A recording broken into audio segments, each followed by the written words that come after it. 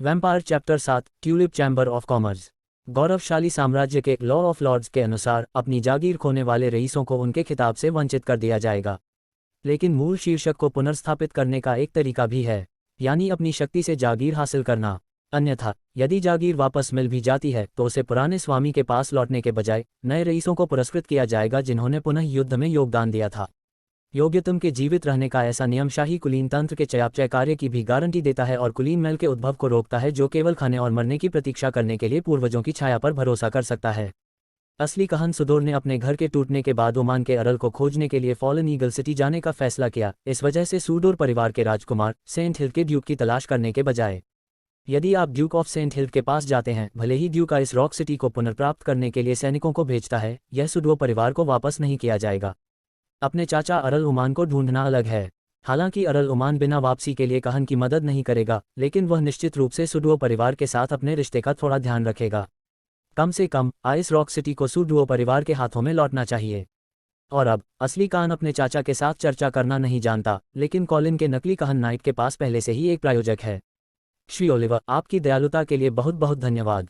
हालांकि एक शहर पर हमला करने वाली सेना का गठन एक भाड़े के समूह की भर्ती से अलग है जो एक कारवां को ले जाता है। दोनों की लागत एक अवधारणा नहीं है।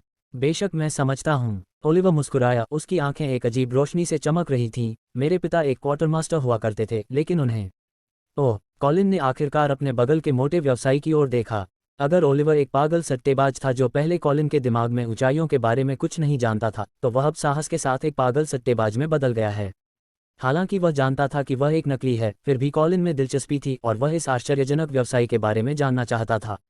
तो श्रीमान ओलिवर कितने सोने के सिक्के प्रायोजित कर सकते हैं? अरे ठीक है, मेरे पास निश्चित रूप से इतना पैसा नहीं है कि आप एक सेना बनाने में मदद कर सकें।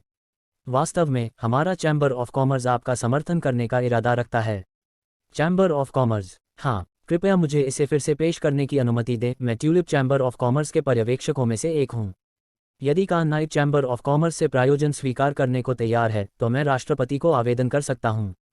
के बाद चैम्बर ऑफ कॉमर्स आपकी ताकत और आइस रॉक सिटी को फिर से हासिल करने की लागत पर व्यापक रूप से विचार करेगा ताकि प्रायोजन के पैमाने को निर्धारित किया जा सके और निश्चित रूप से घटना के पूरा होने के बाद वापसी। उद्धरण चिन्ह tulip chamber of commerce. Colin को अचानक लगा कि इस चैम्बर ऑफ कॉमर्स का नाम जाना पहचाना है। अपनी याद में कुछ देर खोजने के बाद उसने पूछा, 2 साल पहले का आइस लेक टाउन? सही बात है। ओलिवर ने अपना सीना सीधा किया और गर्व से सिर हिलाया।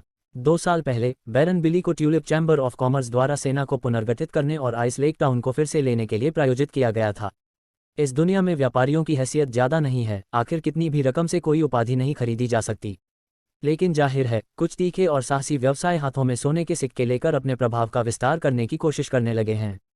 ट्यूलिप चैम्बर ऑफ कॉमर्स सर्वश्रेष्ठ में से एक लगता है। तो बैरन बिली ने आपके चैम्बर ऑफ कॉमर्स को किस तरह का रिटर्न दिया? क्षमा करें कहा नाइट, यह एक व्यापार रहस्य है। कृपया मुझे क्षमा करें कि मैं इसे आपके सामने प्रकट नहीं कर पा रहा हूँ। ठीक, कॉलिन ने अपनी ठुड्डी को छुआ और अपना सवाल बदल दिया। फिर तुम मुझसे क्या चाहते हो? अरे विशिष्ट शर्तें, आप इसके बारे में अधिक बात कर सकते हैं जब आप हमारे राष्ट्रपति को देखते हैं। ओलिवर ने टपकाव से जवाब दिया, मुझे उसके बारे में सोचना है। बेशक आप इसके बारे में सोचते हैं और कभी भी मेरे पास आते हैं। ओलिवर ने अपनी आंखें मूंद लीं और मुस्कराते हुए जोड़ा, हालांकि मैं आपको आश्वस्त कर सकता हूं कि न तो ड्यूक ऑफ सेंट हिल्ड और न ही अर्ल ऑफ ओमान आपको इसे दे पाएंगे। हमारे ट्यूलिप चैम्बर ऑफ कॉमर्स की तुलना में अधिक अनुकूल शर्तें प्रदान करें, लेकिन आपके द्वारा प्रदान की जाने वाली सहायता की तुलना ड्यूक या अर्ल से नहीं की जा सकती। बेशक, लेकिन हमारी भूख बहुत कम है। कॉलिन ने सिर हिलाया और अचानक महसूस किया कि ट्यूलिप चैम्बर ऑफ कॉमर्स बहुत दिलचस्प है। हालांकि वह एक नकली है और उसे दूसरे पक्ष से प्रायोजन की आवश्यकता नहीं है, फिर भी उसने पूछा, क्या आपके चैम्बर ऑफ कॉमर्स का फॉलन ईगल सिटी में एक स्टेशन है?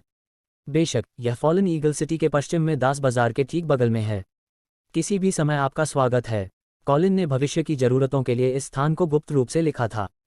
फिर उसने विषय बदल दिया और ओलिवर से बातचीत करने लगा। यह ओलिवर साल भर विदेश में कारोबार करता रहा है और वह बहुत जानकार है। जानबूझकर कॉलिन को खुश करने के लिए दोनों ने तुरंत एक गर्म बातचीत की और वे एक दूसरे को देर से देखने की मुद्रा में थे। अनजाने में रात काली हो गई और शिविर धीरे धीरे शांत हो गया। अधिकांश भाड़े के सैनिक पहले ही आराम कर चुके थे।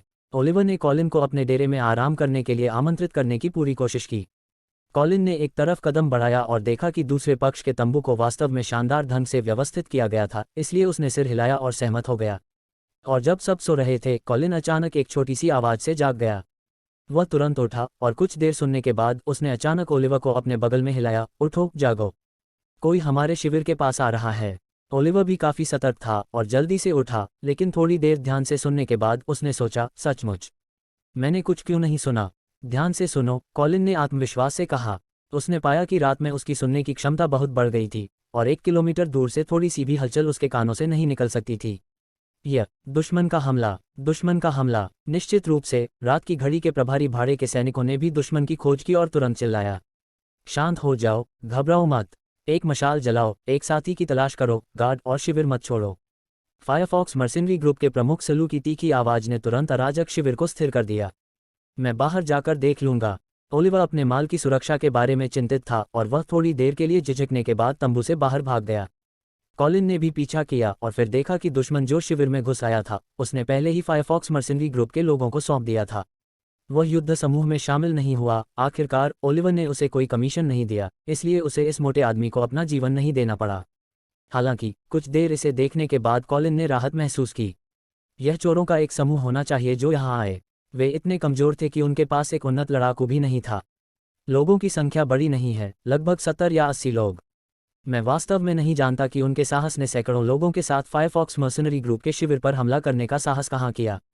शुरुआत में थोड़ी घबराहट के बाद फायरफॉक्स भाड़े के समूह ने जल्दी से अपनी स्थिति को स्थिर कर लिया और चोरों को लगातार हरा दिया। आधे घंटे से भी कम समय में चोरों की टोली आखिरकार ढह गई और 30 से ज़्यादा लाशों को गिराकर आनन फानन में फरार हो गई। पीछा मत करो, पीछा मत करो, सरू शांति से चिल्लाया ताकि उन लोगों को रोका जा सके जिन्होंने अपने सिर को गहरे जंगल में पीछा करने से रोक दिया था। चोरों के भाग जाने के बाद सरू ने युद्ध के मैदान को खाली करने के लिए जनशक्ति की व्यवस्था करना शुरू कर दिया। ओलिवर ने भी अपने माल की जांच करने और नुकसान की गणना करने के लिए जल्दबाजी की। केलिन चुपचाप एक दूर और अंधेरे कोने में चला गया, एक चोर के शरीर के सामने झुक गया और एक खंजर और एक केतली निकाल ली। ची गो गो